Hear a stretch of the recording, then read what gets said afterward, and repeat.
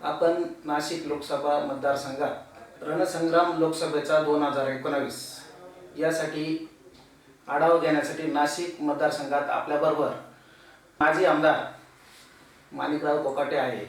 यांच्याकडूनच आपण ह्या नाशिक लोकसभा मतदारसंघासाठी इच्छुक उमेदवार आहेत त्यांच्याकडूनच आपण जाणून घेऊ की नेमकी ह्या निवडणुकीत ही जागा शिवसेनेला सुटलेली आहे. मग आपण सध्या भाजपमध्ये आहात, तर मग आपण नेमकी तिढा कसा सोडवणार? असं आहे की मागची विधानसभेची निवडणूक मी भारतीय जनता पक्षाकडे लढवली आहे. दुर्दैवानं माझा तिथं पराभव झालेला आहे आणि गेली 4.5 वर्ष मी भारतीय जनता पक्षामध्ये सक्रिय काम करतो. सुमारे वर्षभरापूर्वी मी माननीय मुख्यमंत्री देवेंद्रजी फडणवीस यांना भेटलो आणि त्यांना सांगितलं की मला आता लोकसभा निवडणूक लढवण्याची इच्छा आहे, माझी आता विधानसभा निवडणूक लढवण्याची इच्छा नाही. त्यावेळेस मला मुख्यमंत्र्यांनी सांगितलं की तुमची इच्छा असेल तर ठीक आहे, तुम्ही कामाला लागा.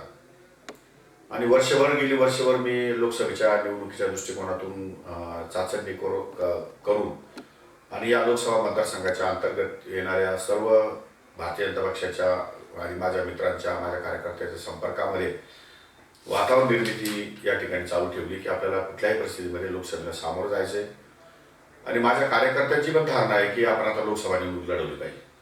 त्या दृष्टिकोनातून आम्ही ह्या लोकसभा निवडणुकीची तयारी केली आणि काही दिवसापूर्वी युतीची घोषणा झाल्यानंतर भारतीय जनता पक्ष आणि शिवसेना, त्यामध्ये आता ही जागा शिवसेनेची आहे, शिवसेनेचा इथं खासदार आहे. अशा परिस्थितीमध्ये मी निवडणूक कुठून लढवावी, कशी लढवावी, हा प्रश्न तुमच्यासह या लोकसभा मतदारसंघातल्या अनेक कार्यकर्त्यांना पडलेला आहे. परंतु हा प्रश्न माझ्यासमोरही आहे. परंतु मी मुख्यमंत्र्यांना विनंती केली आहे की ही जागा आपण भारतीय जनता पक्षाला सोडून घ्या आणि अगदीच ही भारतीय जनता पक्ष जागा सोडणार नसेल तर तुम्ही आणि शिवसेना दोन्ही लोकांनी एकत्र बसून मी निवडणूक कुठून लढवावी हा आपण दोघांनी बसून निर्णय घ्या. तुम्ही जिथून सांगाल तिथून मी निवडणूक लढवण्यास तयार आहे, माझी निवडणुकीची तयारी झालेली आहे. त्यामुळे जशी त्यांचा निर्णय जोपर्यंत बाहेर येत नाही तोपर्यंत मला त्याची वाट बघावी लागेल आणि त्याचा निर्णय आल्यानंतर मग मी माझ्या कार्यकर्त्यांशी चर्चा करून पुढचा निर्णय घेईन. नाशिक लोकसभा मतदारसंघ म्हटलं की शिवसेना इथे बालेकिल्ला आहे. मग आपण ह्या बालेकिल्ल्यात कशा पद्धतीनं सुरुंग लावणार? म्हणजे अपक्ष जर लढण्याची वेळ आली तर आपण कशा पद्धतीनं सुरुंग लावणार? खरं म्हणजे हा नाशिक जिल्हा अत्यंत वेगळा असा जिल्हा आहे. यामध्ये असं कोणाचाही बालेकिल्ला राहत नाही. हा ना भारतीय जनता पक्षाचा बालेकिल्ला आहे, ना शिवसेनेचा बालेकिल्ला आहे, ना काँग्रेस, ना राष्ट्रवादी. या जिल्ह्यामध्ये लोक अत्यंत स्वाभिमानी आणि परिवर्तनशील आहेत. या जिल्ह्यातल्या लोकांना योग्य उमेदवार मिळाला पाहिजे, विकासाचं काम करणारा असला पाहिजे, समाजाला बरोबर घेऊन जाणारा पाहिजे सर्व समाजाला. अशा प्रकारे सर्वसामान्य कार्यकर्त्यांची आणि जनतेची इथली भावना आहे. त्यामुळं हा शिवसेनेचा बालेकिल्ला आहे असं म्हणणं योग्य होणार नाही. आणि बदलत्या काळामध्ये अनेक वेळा शिवसेनेला या ठिकाणी पराभव बघायला मिळाले आणि ते आपण सर्वांनी बघितले. लोकसभेला सुद्धा राजेंद्र गोडसे एकदा पडले, एकदा महापौर दशरथ पाटील पडले. त्यामुळे असं काही होत नाही. या मतदारसंघामध्ये परिवर्तन हा सातत्याने होत नाही. गेल्या 60 वर्षामध्ये कुठलाही खासदार, कोणत्याही पक्षाचा खासदार किती ताकदवान उमेदवार असला तरी कधीही या ठिकाणी रिपीट झालेला नाही. जे भुजबळ 2 ते 3 वर्ष तुरुंगात जाऊन आले आणि आता ते बेलवर बाहेर आले, परंतु असं असताना देखील ते निवडणुकीच्या रिंगणात उभे आहेत आणि निवडणुकीच्या रिंगणात राहून सुद्धा एकीकडे मोदी भ्रष्टाचार थांबवण्याला आळा घालतात, गुन्हेगारी क्षेत्र कमी व्हावं यासाठी प्रयत्न करतात. मात्र इथे नाशिकमध्ये वेगळी परिस्थिती आहे.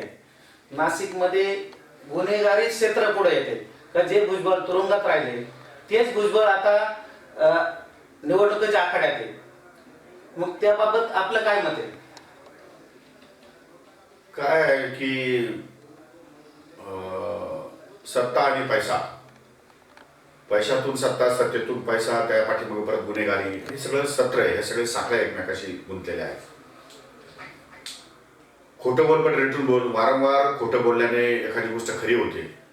ही जी गोबेल नीती आहे त्या गोबेल नीतीच्या पार्श्वभूमीवर किंवा त्या नीतीला धरून भुजबळ वारंवार या ठिकाणी त्यांच्या भाषणामध्ये आरोप प्रत्यारोप करत असतात. त्यांना सुदैवाने परमेश्वराने चांगलं भाषण करण्याची बुद्धी दिलेली आहे, त्यामुळे चांगलं ओरेटरी आहे त्यांची. आणि ते लोकांना पटवण्याचा प्रयत्न करतात की मोदी कसे खोटे आहेत, मोदी कसे खोटं बोलतात वगैरे. ठीक आहे, जेव्हा आपण दुसऱ्या व्यक्तीकडे, समोरच्या व्यक्तीकडे एक बोट करतो तेव्हा 5 बोटं आपल्याकडे असतात, हे भुजबळांना कदाचित माहीत नाही. त्यामुळे भुजबळ अशा प्रकारचं जे वक्तव्य करतात त्या पाठीमागे भुजबळांची एक कुटील नीती आहे आणि त्याच्या पाठीमागे जातीय राजकारणाचा वास आहे. मुळात ह्या ओबीसी समाजातल्या लोकांना, मी फक्त एकटा ओबीसी समाजाचा नेता आहे आणि मीच फक्त सगळं कल्याण करू शकेन, म्हणून या पार्श्वभूमीवर ओबीसीने माझ्याबरोबर आलं पाहिजे. इतर लोकांना मग मला विकत घेता येतं, इतर लोकांची मी मतं कशी रात्री बेरात्री विकत घेऊ शकतो. हा जो फाजील आत्मविश्वास आहे, हा या मागे चालला, यापुढे चालणार नाही. या पुढच्या निवडणुकीमध्ये त्याचं उत्तर जनता दिल्याशिवाय राहणार नाही. त्यामुळे आपल्याला चिंता करण्याची गरज नाही. निवडणूक सुरू होईल, त्याचे उत्तर आपोआप मिळतील. जरा थांबा आणि वाट पहा. मतदारसंघामध्ये आपण जातीय सलोखा कसा राखणार? मुळात माझ्या मतदारसंघामध्ये माझं काम जे आहे, मला जातीय सलोखा राखण्यासाठी बोलण्याची काहीच गरज नाही. माझ्या कृतीमधून तो जातीय सलोखा मी राखलेला आहे. माझ्या मतदारसंघामधल्या सगळ्या पदाधिकाऱ्यांपैकी मोठ्या प्रमाणामध्ये ओबीसी समाजाचे पदाधिकारी आहेत. माळी समाजाचे माझ्याकडे नगराध्यक्ष आहेत, उपनगराध्यक्ष आहेत, मोजबाजारी समाजाचे माझ्याकडे सभापती आहेत. मी सगळ्या लोकांना सत्ता वाटून दिल्या आहेत. धनगर समाजाचे आहेत. त्यामुळे इतर अल्पसंख्याक समाजांना बरोबर घेऊन राजकारणामध्ये मोठी वाटचाल फक्त मीच करू शकतो, हे सगळ्या जिल्ह्याला माहिती. तेव्हा माझ्यावरती जातीवादाचे आरोप कोणीही करू शकत नाही. आणि कोणाकडे जर असेल तर मी पुराव्यासह सिद्ध करून देईन की फक्त छत्रपती शिवाजी महाराजांचे विचार, शाहू फुले आंबेडकरांचे विचार घेऊनच मी राजकारण करतो. ते माझं सगळ्यात मोठं भांडवल आहे आणि त्या विचारावरतीच मी या ठिकाणी ठाम आहे. तो विचार घेऊनच मी निवडणुकीला सामोरं जाणार आहे आणि त्याच्यावरून मी निवडणूक जिंकणार आहे, 100% आपलं सांगू इच्छितो. असं असलं तर एकीकडे तुम्हाला इथं सामोरे जावं लागणार ते भुजबळ कुटुंबाला, म्हणजे अजून त्यांचं सीट जरी फायनल नसलं, समीर भुजबळ किंवा छगन भुजबळ ह्या दोघांपैकी एक उमेदवार रिंगणात असणार आहे. मग याचा सामना आपण कशा पद्धतीने करणार? मुळात या मीडिया, वृत्तपत्र या सगळ्या लोकांनी भुजबळ नावाचं एक मोठं औदुंबर उभं केलेलं आहे की भुजबळ भुजबळ भुजबळ आणि फार मोठी शक्ती, फार मोठी ताकद, असं हे तुम्हीच या सगळ्या चित्र उभं केलेलं आहे. पहिली गोष्ट. दुसरी गोष्ट, भुजबळांचं तिकीट राष्ट्रवादीच्या वतीने समीर भुजबळांचं तिकीट जाहीर झालेलं आहे. त्यामुळे आता भुजबळ हा लहान की मोठा हा विषय आता संपलेला आहे आणि भुजबळाची फार मोठी शक्ती आहे. असा जो ग्रह निर्माण करून दिला आहे, अशी जी भूमिका केलेली आहे ती वस्तुस्थितीला धरून नाही. त्यामुळे तसं काही तथ्य नाही. ती यथावकाश जेव्हा निवडणूक सुरू होईल तेव्हा भुजबळांच्या आणि आमच्या वागण्यामध्ये, बोलण्यामध्ये, कामामध्ये त्यातला जो फरक आहे तो जनतेच्या समोर येईल. त्यावेळेस मी तो सविस्तरपणे मांडेल. तेव्हा लोकांना कळेल की भुजबळ नक्की काय आहे आणि आम्ही काय आहोत. त्याला थोडा वेळ आहे. You should wait for some time. एकीकडे भुजबळांचा विकासाचा मार्ग आणि त्यांनी शहरात केलेले विकासाचे काही अनेक कामे असतील आणि आता कोणत्या पद्धतीची कामं राहिलेली आहेत आणि ते कामं आपण कोणत्या पद्धतीने सोडवणार किंवा आपला निवडणुकीचा अजेंडा काय असणार आहे? भुजबळांनी विकास काय केला हे पहिलं मागितलं, कळून द्या तुम्ही एकदा. मला जी सगळी लोक मीडिया म्हणतात, पत्रकार म्हणतात भुजबळांनी विकास केला आहे, भुजबळांनी विकास केला आहे, नेमका काय विकास केला आहे ते जरा नाव सांगा ना मला. हे 4-2 नाव सांगता येतील तुम्हाला भुजबळांनी हा विकास केला आहे? एक तर इंडस्ट्री, एक तर रोजगाराची सुविधा या नाशिक जिल्ह्यामध्ये उभ्या राहिल्या का आतापर्यंत?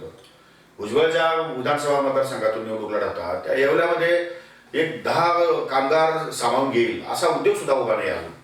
मग त्या भुजबळ म्हणजे विकासाची काय व्याख्या आहे मला इथे कळलं पाहिजे का? तुम्हीच सांगा मला, पत्रकारांनी सांगितलं पाहिजे नेमकी विकासाची व्याख्या काय आहे आणि भुजबळांनी नाशिकसाठी काय केलं. एकंदरीत शासकीय कार्यालयांचा जो विकास आहे तो भुजबळांच्या हस्ते झाला आहे असं एकंदरीत चित्र दिसतंय. मग कोणते शासकीय कार्यालय? म्हणजे बस स्टँड असेल किंवा तहसीलदार असेल, येवल्याचा बस स्टँड असेल, सिन्नरचा बस स्टँड असेल, असं त्यांच्या कार्यकाळात ही मोठी मोठी कामं झाली. सिन्नरचा आमदार मी होतो. आमदार मी बांधलेला बस स्टँड आहे, माझ्या खर्चाने बांधलेला बस स्टँड आहे. अजून माझ्याबरोबर येवल्याच्या बस स्टँडची जर माझ्या सिन्नरच्या बस स्टँडची तुलना केली तर तो 0.1% पण नाही आहे. मग अजून एवढा बस स्टँड तिथे उंदरच फिरताय, अजून डुकरच फिरताय. हे कुठेतरी मग श्रेय लाटण्याचा भुजबळ प्रयत्न करतायत का? भुजबळ प्रयत्न करतायत, तुमच्यासारखे लोक त्यांना पाठीशी घालताय, मीडिया त्यांना पाठीशी घालताय. एकंदरीत आता मुद्द्यावर बोलायचं असेल तर भुजबळांनी माझ्या शेजारी येऊन बसावं आणि त्यांनी सांगावं तुम्ही विकासाचं काय केलं. मी सांगतो विकास कसा असतो, विकास कसा असतो मी लोकांना सांगतो. विकास काय असतो सिन्नर जाऊन बघा. तुम्ही जर फिरला असाल तर सिन्नरमध्ये जाऊन बघा विकास कशाला म्हणतात. महाराष्ट्रामध्ये सर्वाधिक चांगला विकास फक्त आणि फक्त सिन्नर तालुक्यात झालेला आहे. चॅलेंज आहे माझं, महाराष्ट्रातल्या कुठल्याही आमदाराने येऊन माझी विकासाची तुलना करावी. आणि मग मी जर कमी पडलो तर मी उद्याच्या लोकसभेच्या निवडणुकीत माघार घेईन. आपण भाजपमध्ये आहात आणि लोक मोदी सरकारवर नाराज आहे. नाराज असे आहे की एकंदरीत शेतकऱ्यांच्या मालाला बाजार नाही, एकीकडे मेक इन इंडिया आहे, दुसरीकडे अनेक असे प्रकल्प आहे, परंतु ते जनतेपर्यंत पोहोचलेले नाही किंवा मग जनतेला खऱ्या अर्थानं शेतीमालाला जो बाजार पाहिजे होता तो झालेला नाही. इकडे नोटबंदीचा प्रश्न आहे. ह्या सर्व गोष्टीला आपण कसे सामोरे जाणार आहे? नाही, याच्यामध्ये मोदी सरकारच्या दोन गोष्टी आहेत, एक आंतरराष्ट्रीय आणि इंटरनॅशनल लेवलला. राज्यामध्ये देशामध्ये असलेले कामकाज आणि देशाच्या बाहेरील कामकाज या दोघांमध्ये मोदी देशामध्ये समन्वय साधण्यासाठी देशामध्ये आपल्या देशाची प्रतिमा उंचवण्यासाठी मोदींचं काम चांगलंच आहे शंकाने. परंतु देशाच्या अंतर्गत जे काम व्हायला पाहिजे होतं ते काम खऱ्या अर्थानं झालं नाही. बऱ्याच लोकांची नाराजी आहे ही मला मान्य आहे. त्यामध्ये फक्त एकच मंत्री त्यामध्ये नितीन गडकरी एक असा आहे की ज्याने खरोखर भारताच्या अंतर्गत स्वतःच्या खात्यामध्ये खूप मोठं असं काम उभं केलं आहे. त्यामुळे गडकरी एवढं काम माझ्या आयुष्यामध्ये एवढं मोठं काम करणारा माणूस मी अजून महाराष्ट्रातही पाहिला नाही आणि देशातही पाहिला नाही. त्यामुळे अंतर्गत देशामध्ये प्रश्न वेगळे आहेत आणि देशाच्या बाहेरचे प्रश्न वेगळे आहेत. देशाच्या बाहेरच्या प्रश्नावर मोदींनी काही गोष्टी काही भूमिका कणखर घेतलेल्या आहेत, परंतु देशाच्या अंतर्गत शेतकऱ्यांच्या प्रश्नावर बेरोजगारीच्या प्रश्नावरती काही ठिकाणी मोदी अयशस्वी झाले, ही गोष्ट नाकारता येणार नाही. परंतु शेवटी सरकार कुठलीही असले तरी यश आणि अपयश दोन गोष्टी येतच असतात. त्यामध्ये एकदमच मोदी अयशस्वी झाले आणि एकदमच मोदी यशस्वी झाले असं म्हणता येणार नाही. काही अंशी यशस्वी झाले, काही अंशी नसतील झाले. 4.5-5 वर्षाच्या काळामध्ये सगळेच कामं होतील अशी अपेक्षा पण ठेवणं बरोबर नाही. त्यामुळे काळाच्या ओघामध्ये काही प्रश्न सुटले असतील, काही प्रश्न सुटायचे असतील, सुटतील कदाचित, किंवा त्यामध्ये परिवर्तन व्हायचं तर परिवर्तन होईल. लोकांची जोपर्यंत प्रचार त्यांच्या समोर जाईल त्यावेळेस लोकांनी निर्णय घेतील की काय केलं पाहिजे म्हणून. गेली 4.5 वर्ष भाजप शिवसेनेचं सरकार आहे. भाजप शिवसेनेचं जरी सरकार असलं परंतु एकमेकावर बाकी कुरघोड्या करायचं दोन्ही पक्षांनी सोडलेला नाही. मग याचा फटका काही ह्या इलेक्शन मध्ये बसू शकतो का? हा, बसू शकतो. का नाही बसू शकणार? लोकांना या सगळ्या गोष्टी पटत नाही. लोकांना तुम्ही 4.5-5 वर्ष भांडायचं आणि शेवटच्या क्षणाला एकत्र येऊन लोकांसमोर जायचं, हा फटका पण बसू शकतो. त्यामुळे ते आता निवडणुकीच्या संदर्भामध्ये काय मुद्दे घेऊन लोक पुढे येतात, विरोधक काय करतात त्याच्यावर ते निवडणुकीचा निकाल अवलंबून. नाशिक जिल्ह्याचा कुठल्या प्रकारे विकास राहिलेला आहे का जेणेकरून तो विकास आपल्या माध्यमातून होऊ शकतो किंवा विकासाच्या संदर्भामध्ये जी संकल्पना तुमची आहे किंवा विकासाच्या नावाखाली, विकास या गोंडस शब्दाच्या नावाखाली ज्या निवडणुका होतात किंवा जी लोकप्रतिनिधी त्याचं भांडवल करतात, तसा विकास अमक्या एका ठिकाणचा विकास, अमक्या एक रस्ता केला म्हणजे विकास झाला, अमकी एक इमारत बांधली म्हणजे विकास झाला, अमकं एक धरण केलं म्हणजे विकास झाला, असं होत नाही. विकास हा सर्वांगीण बाबींचा विकास असतो. त्यामध्ये महिला आहे, त्यामध्ये तरुण रोजगाराचे प्रश्न आहेत, त्यामध्ये इन्फ्रास्ट्रक्चर आहे, त्यामध्ये शेतीचे प्रश्न आहेत, त्यामध्ये उद्योजकाचे प्रश्न आहेत, त्यामध्ये व्यापाऱ्यांचे प्रश्न आहेत, अनेक प्रश्न त्यामध्ये असतात. ठराविक एका मिनिटामध्ये विकासाची व्याख्या करता येणार नाही. किंवा विकास हा त्या दृष्टिकोनातून असं काही कोणाची तुलना करून विकास होत नाही की आमच्या जिल्ह्यामध्ये, आमच्या शहरामध्ये, आमच्या लोकसभा मतदारसंघामध्ये खूप विकासाची कामं झाली आणि या लोकसभा मतदारसंघामध्ये काहीच झालं नाही किंवा काहीच होणार नाही, असं जे निवडणुकीचे चित्र आहे ते चित्र म्हणजे ते रंगवण्यामध्ये काही मला इंटरेस्ट नाही आहे. मला विकासाच्या संदर्भामध्ये ठराविक एक जाहीरनामा बरोबर घेऊन विकास जे लोक पारंपरिक लोक बाहेर जातात तशा प्रकारची मला अपेक्षा नाही आहे. परिस्थिती आणि वेळ कशी असेल आणि प्रश्न काय असेल त्या परिस्थिती आणि वेळेला अनुसरून प्रश्न सोडवले पाहिजे अशी माझी भावना आहे. त्यामुळे जे प्रश्न त्यावेळी समोर येतील त्या समोरच्या प्रश्नाला कसं उत्तर द्यायचं त्याची मला पूर्णपणे जाणीव आहे. मी माझ्या मतदारसंघामध्ये विदाऊट जाहीरनाम्याचे शेकडो काम असे केले की त्या परिस्थितीमध्ये त्याची गरज होती. उदाहरणार्थ माझ्या सिन्नर नगरपालिकेला पाण्याची गरज होती. आता पाण्याची गरज असताना मी पाणी पुरवठ्याची योजना आणि तो कुठून आणि काय आणि त्यावेळेस काही नुसतं पाणी पुरवठा करेल एवढं, पण ती गरज लक्षात आल्यानंतर मी 30 किलोमीटरवरून 100 कोटीची योजना आणली. त्या परिस्थितीमध्ये त्या वेळेमध्ये मग तो पर्याय सुचतात, ती योजना सुचते, मग त्याला प्रोजेक्ट करावे लागतात, त्याला पाठपुरावा करावा लागतो, त्या मंजुऱ्या घेतात. म्हणजे ज्या वेळेस त्या परिस्थिती निर्माण होईल, आजची परिस्थिती जी आहे तीच परिस्थिती उद्या राहील, तीच परिस्थिती परवडल्यास सांगता येत नाही. परिस्थितीनुरूप प्रश्न निर्माण होतात आणि परिस्थितीनुरूप ते सोडवले गेले पाहिजे.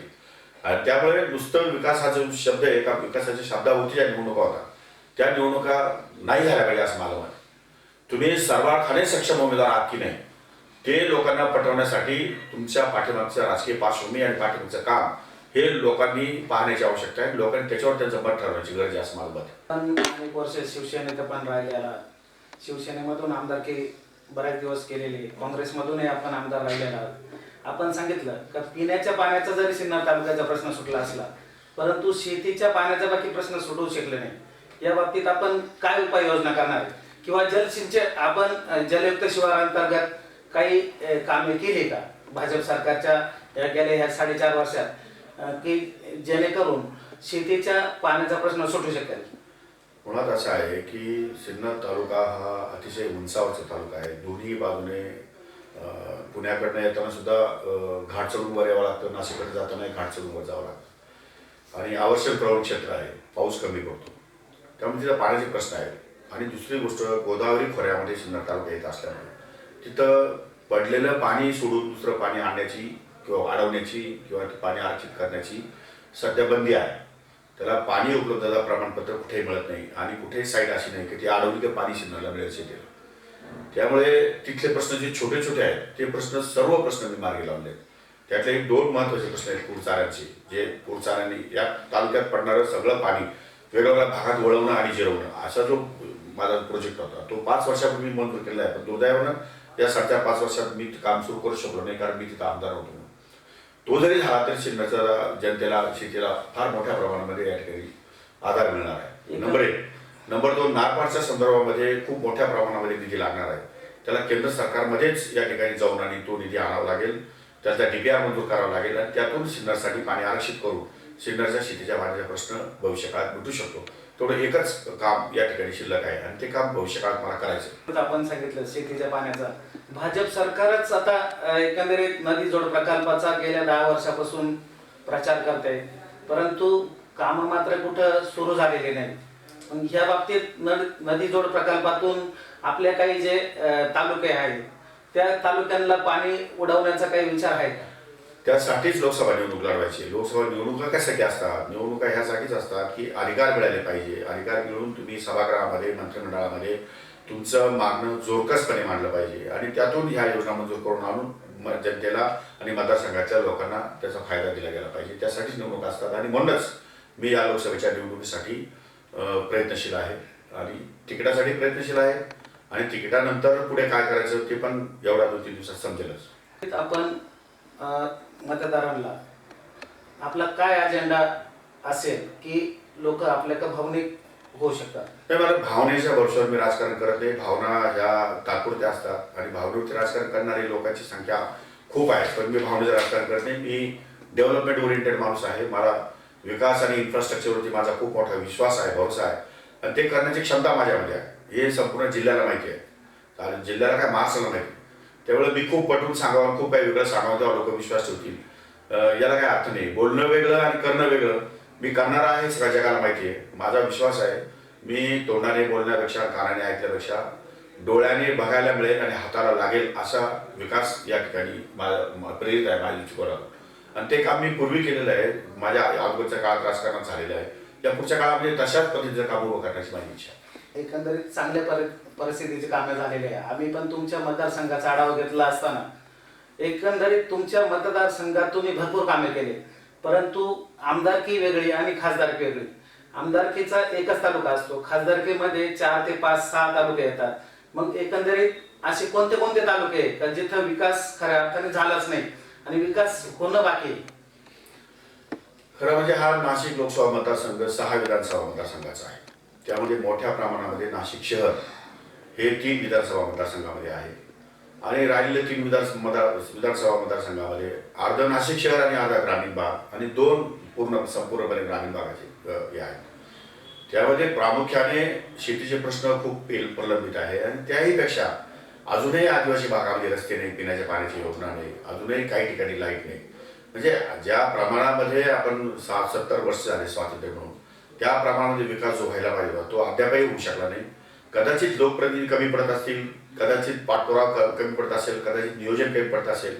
हे सगळे प्रश्न सोडवण्याच्या दृष्टिकोनातून माझा त्याच्यामध्ये हातखंडा आहे. ही जेव्हा संधी मिळेल तेव्हा मी हे सगळे कसे प्रश्न सोडवते तुम्हाला बघायला मिळेल. Just weight and watch. 100% तुम्हाला या सगळ्या प्रश्नावर उत्तर. आज मुख्यमंत्री आणि उद्धव ठाकरे नाशिकच्या दौऱ्यावर येतात. मग आपले काही आपल्या मुख्यमंत्र्यांशी बोलणं झालंय का किंवा चर्चा झाली का जेणेकरून युतीतला तिढा सुटून युतीनं आपल्याला भाजपकडून जागा सोडावी किंवा आपण शिवसेनेत जाण्याला पुन्हा इच्छुक आहात का? माझ्या इच्छेचं काही नाही. जागा कुठून सोडायची, समजा तुम्हाला कोणी सोडायची, शिवसेनेतून जर ऑफर आली खासदारकीची किंवा तर आपण पक्षात मग बदलणार का? मुख्यमंत्र्याच्या सल्ल्याने जे शक्य असेल ते मी करेन. मुख्यमंत्री आणि शिवसेना या दोघांनी एकत्रित बसून निर्णय घ्यायचा आहे. त्यांचा जो निर्णय असेल तो मी मान्य करेन. इथंच मग आता प्रश्न असा येतोय की शिवसेनेने जर जागा सोडली आणि मुख्यमंत्र्यांनी जर समजा तुम्हाला सांगितलं की शिवसेनेकडून लढा तर तुमची तयारी असेल? हो, तर 100%.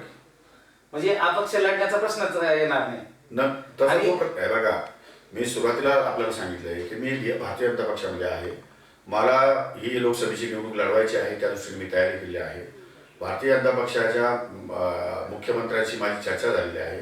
अद्याप आजच्या या युती झाल्यानंतरच्या घडामोडीमध्ये मी मुख्यमंत्र्यांना अजून भेट झाली नाही. आज मुख्यमंत्री येत आहेत, उद्धव ठाकरे येत आहेत, एकत्र कार्यकर्त्यांचा मेळावा आहे. आज कदाचित माझी भेट झाली तर होईल किंवा होणारही नाही, कारण ते कार्यकर्त्यांना मार्गदर्शन करून परत जाणार आहेत.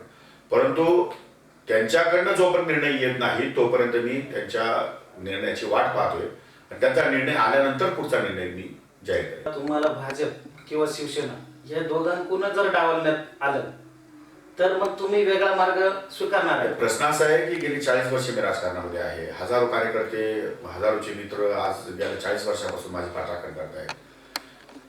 मी काय करावं, बसावं, थांबावं, पुढे जावं, कारण शेवटी त्यांच्या अस्तित्वाचा प्रश्न आहे. माझ्या अस्तित्वापेक्षा माझ्या सगळ्या कार्यकर्त्यांच्या अस्तित्वाचा प्रश्न आहे. त्यांनी करावं काय, कोणाकडे जावं. शेवटी कार्यकर्ता हा कोणावर तरी अवलंबून असतो, कोणावर तरी अपेक्षित असतो आणि खूप लोकांना माझ्याकडनं अपेक्षा आहे. त्यांच्या अपेक्षा मी कशा पूर्ण करू शकतो? अपेक्षा ह्या सत्तेमध्ये गेल्याशिवाय कोणाच्याही पूर्ण करता येत नाही.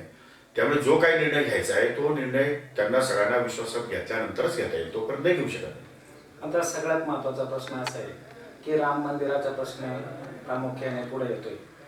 शिवसेना म्हणजे मागच्या महिन्यापर्यंत राम मंदिर राजकीय घोषणा आहे, त्यात मला इंटरेस्ट नाही. त्या बाबतीत आपण हा अजेंडा काही पुढे नेणार नाही. शिवसेनेने आपल्याला ऑफर माझा त्या अजेंड्याशी काही संबंध नाहीये. मी लोकांच्या प्रश्नावर फक्त निवडणुका लढवतो. मी अगोदर सांगितलंय की इमोशनल पॉलिटिक्स मी करत नाही. मला इमोशनल पॉलिटिक्स काही घेणं नाही. एकंदरीत आपण फक्त विकासावरच मी फक्त डेव्हलपमेंट हा दुसरा विचार माझ्या मनामध्ये नाही. ते ज्यांचा अजेंडा जो असेल ते राबवतील, त्याला माझा विरोध पण नाही आणि पाठिंबा देण्याचं काही कारण नाही किंवा पाठिंबा असला तरी ते त्याच्या तेवढ्या एका लेवलपर्यंत आहे. त्याच्यापेक्षा माझ्या दृष्टिकोन प्रायोरिटी नंबर 1 ही आता जी समाजामध्ये गोरगरीब जनतेची मला प्रश्न काही सोडवता येतील, शेतकऱ्यांचे प्रश्न काही सोडवता येतील, त्या गोष्टीकडे माझं पॉझिटिव्हिटी आहे. मला बाकीच्या गोष्टीमध्ये फार त्याच्यावरती भाष्य करण्याची गरज नाही असं मला वाटतं. एक दुसरा प्रश्न असा आहे, शेतकऱ्यांचा प्रश्न तर प्रलंबित आहेच. एकंदरीत अन्न वस्त्र निवारा हे भाजप सरकारच्या काळात एक स्थिर राहिलेली गोष्ट आहे, तर ही पुढे स्थिर राहील का? कसे सरकार येतात, उद्या कोणाचं सरकार येतं हे काय सांगता येईल आपल्याला? आज आपण स्थिर आहे, उद्या परवा आहे की नाही, आता हे स्थिर कितपत आहे, या सगळ्या गोष्टीवरती अभ्यास करूनच बोलावं लागेल. त्यामुळे आता उद्याचं मी काही सांगू शकत नाही, उद्या स्थिर राहील की नाही राहील. उद्या मी बीजेपीकडनं गेलो, मी सांगितलं तुम्हाला 1 रुपयाला किलो तांदूळ देतो, ते शक्य आहे त्या परिस्थितीमध्ये? त्या परिस्थितीमध्ये जे शक्य असेल, ज्या परिस्थितीमध्ये जशी देशाची इंटरनॅशनल परिस्थिती असेल त्या दृष्टिकोनातून सगळा बाजारभाव ठरतात. आज ठरवून उद्याच्या बाजारभावातून ठरणार आहे. आजच्या याच्यात काही नाही, हे आश्वासन आहे आणि ते आश्वासन ते काहीतरी त्याला निकष असतात, त्या निकषावर लोक आश्वासन देतात. माझ्याकडे तसे काही निकष नाही, त्यामुळे उद्या काय होईल मी नाही सांगू शकत. मी आजच्या परिस्थितीवर विश्वास ठेवतो आणि आजच्या दिवसावर विश्वास ठेवतो. उद्याचा दिवस मला माहित नाही काय घडेल, काय निघेल. मालाचे जे प्रश्न आहे शेती बाजारभावाचे, त्या बाबतीत आपलं काही मुख्य अजेंडा असणार आहे? 100% अजेंडा आहे माझा. शेतीच्या प्रश्नाच्या संदर्भात मी खूप अग्रेसिव्ह आहे आणि शेतकऱ्यांच्या प्रश्नावर, शेतीच्या प्रश्नावरती माझा अभ्यासही खूप आहे. त्या दृष्टिकोनातून जे जे करता येण्यासारखं आहे ते करण्यासाठीच मला लोकसभेत जायचं. माझं मुळात मेन अजेंडा शेतकरी असणार. शेतकरी हा माझा मेन अजेंडा आहे आणि त्यानंतर मग या मतदारसंघातले तरुण तरुणी जे सुशिक्षित आहेत, हजारो लाखो तरुण आज सुशिक्षित बाहेर पडतात, त्यांच्या रोजगाराचा प्रश्न आहे. त्या दृष्टिकोनातून मी ते प्रश्न माझ्यासमोर महत्वाचे. बाकीच्या प्रश्नाला मला जशी तसे त्याला उत्तर देता येईल वेळाला. तो सगळ्यात महत्वाचा प्रश्न, आपला एक महत्वाचा प्रश्न राहिलेला आहे की नाशिक शहरात वाढती गुन्हेगारी आणि महिलांवर होणारे अत्याचार आहे, याच्यावर नेमकी आपला काय अजेंडा असणार आहे? ही गोष्ट खरी आहे की नाशिक शहरामध्ये मधल्या काळामध्ये मोठ्या प्रमाणात गुन्हेगारी वाढली होती आणि त्यामुळे नाशिक शहरातल्या महिलांना नागरिकांना असुरक्षित नाशिकमध्ये राहणं वाटत होतं. परंतु ही जी गुन्हेगारी होती ही का वाढली याच्या पाठीमागे कोण होतं? राजकीय छत्र असल्याशिवाय गुन्हेगार मोकाट सुटत नाही आणि राजकीय छत्र मिळाल्यामुळेच या नाशिक शहरामध्ये मोठ्या प्रमाणात गुन्हेगारी वाढली. नंतरच्या काळामध्ये जेव्हा ही सगळी मंडळी सत्तेतून बाजूला गेली मग याला 4.5% गुन्हेगारी का वाढली नाही? म्हणजे याचा अर्थ राजकीय क्षेत्र जर मिळालं नाही तो गुन्हेगारी दम धरत नाही आणि राजकीय क्षेत्र मिळालं तर गुन्हेगार डोकं वर काढतात. त्यामुळे कुठल्याही परिस्थितीमध्ये कुठल्याही गुन्हेगाराला पाठीशी न घालण्याचं धोरण आणि कायदा आणि सुव्यवस्था तंतोतंत बाळगण्यासाठी पोलिसांवर असलेला दबाव या दोन गोष्टी राजकारणामध्ये निर्माण करणं आवश्यक आहे असं माझं मत आहे. नंबर 1.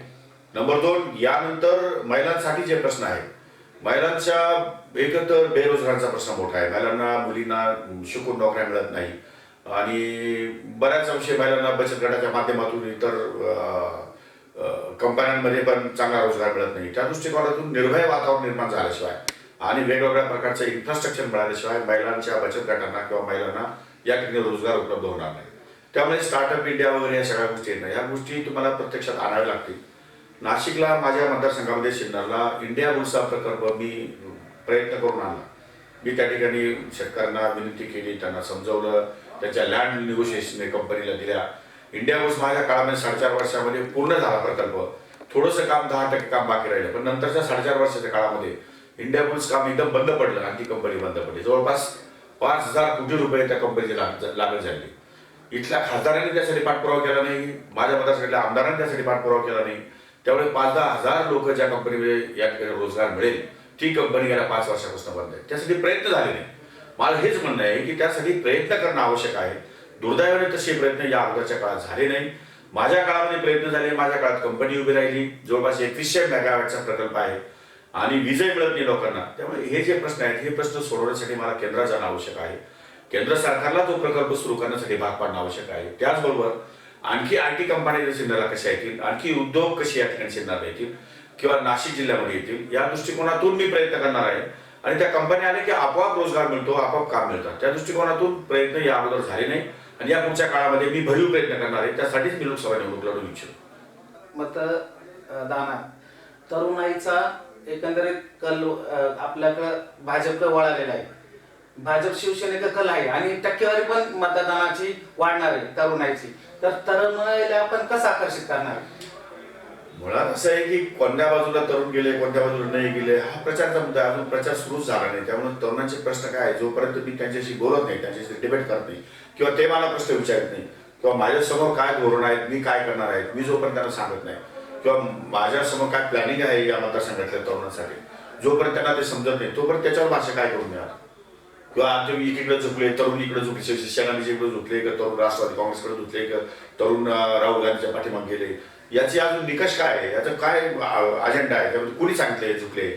म्हणजे आपणच आपला विचार करतोय कोण कुठे झुकले, कोण कुठे झुकले. म्हणजे याच्यामध्ये याला काही निकष आणि काही आधार नाही. या कुठल्याही प्रश्नाला आधार नाही आहे. तेव्हा आधारहीन प्रश्न आहे. जेव्हा समोर जनतेच्या समोर आपण जाऊ आणि जेव्हा जनतेमधून डिमांड येईल की आमचे हे प्रश्न सुटले, हे प्रश्न आहेत, हे प्रश्न कोण सोडवणार, हे प्रश्न कोणी सोडवले, let the people come to me किंवा let me go to the people. आम्हाला लोकांपर्यंत जाऊ द्या किंवा लोकांना आमच्यापर्यंत येऊ द्या. जेव्हा निवडणूक सुरू होईल तेव्हा आम्ही जेव्हा अक्रॉस द टेबल टॉक करू त्यावेळेस त्याची उत्तर देऊ ना आपण त्याला. आपला प्रश्न इतका आहे की कुठल्याही परिस्थितीत 2019 ही लढवायचीच आहे. प्रश्न असा आहे की 2019 ही लोकसभा निवडणूक लढण्याची तयारी मी गेल्या 1 वर्षापासून केली आहे आणि लोकसभेमध्ये जाऊन आपण काय करणार आहोत तर काय करायचे हे पण प्रश्न माझ्या मनामध्ये आहे. त्यासाठी माझी सगळा अजेंडा तयार आहे, सगळा प्लॅन तयार आहे. निवडणुकीसाठी माध्यम मला जे आवश्यक आहे त्या माध्यमाची मी वाट पाहतोय. त्यानंतर काय करायचं, ती कशी निवडणूक लढवायची त्या सगळा विचार करून मग ते सगळं निवडणूक सुरू होईल. त्यावेळेस आपण पुन्हा एकदा चर्चा करू, पुन्हा एकदा या बसून चर्चा करू. जेव्हा निवडणूक सुरू होईल तेव्हा तुम्हाला अनेक प्रश्नांची उत्तरं मिळतील. कदाचित तुम्हाला आणखी काही नवीन प्रश्न निर्माण होतील. अजून समोरचे लोक त्याच्यावर काय बोलतील बोलूया. त्याच्यामुळे तुम्हाला कम्पॅरेटिव्हली चर्चा करता येईल. तेव्हा एकदा सुरू तर होत्या निवडणूक, मग बघूया.